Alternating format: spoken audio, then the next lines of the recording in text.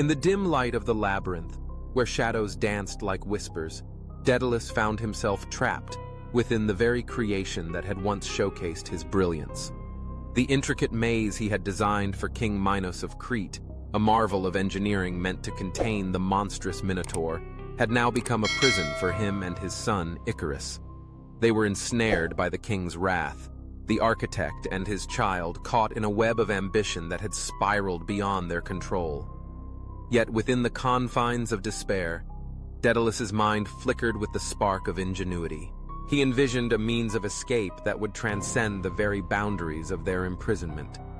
Gathering feathers from the birds that flitted through the labyrinthine corridors, he meticulously crafted wings, binding them with wax, a symbol of human innovation and the relentless desire to break free from earthly limitations. Each feather represented a dream, a longing to soar above the mundane, to reach for the sun that shone brightly, a beacon of truth and enlightenment.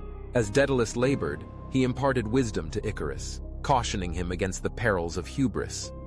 "Fly neither too high nor too low," he instructed, his voice thick with the weight of experience.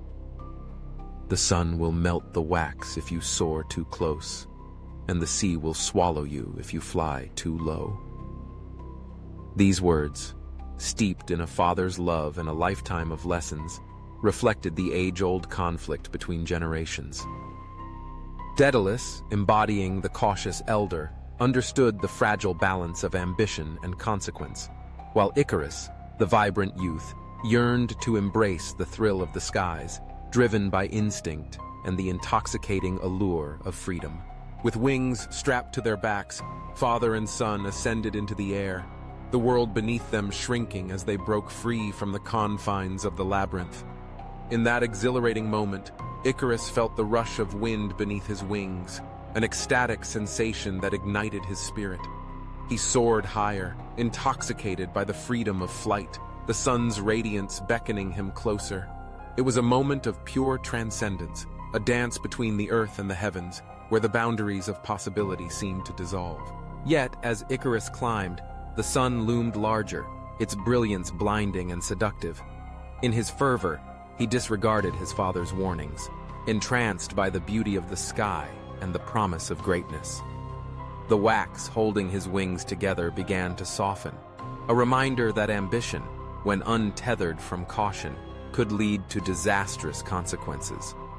The moment was both exhilarating and tragic, a reflection of the duality within the human psyche, the ids yearning for freedom clashing with the superego's need for safety.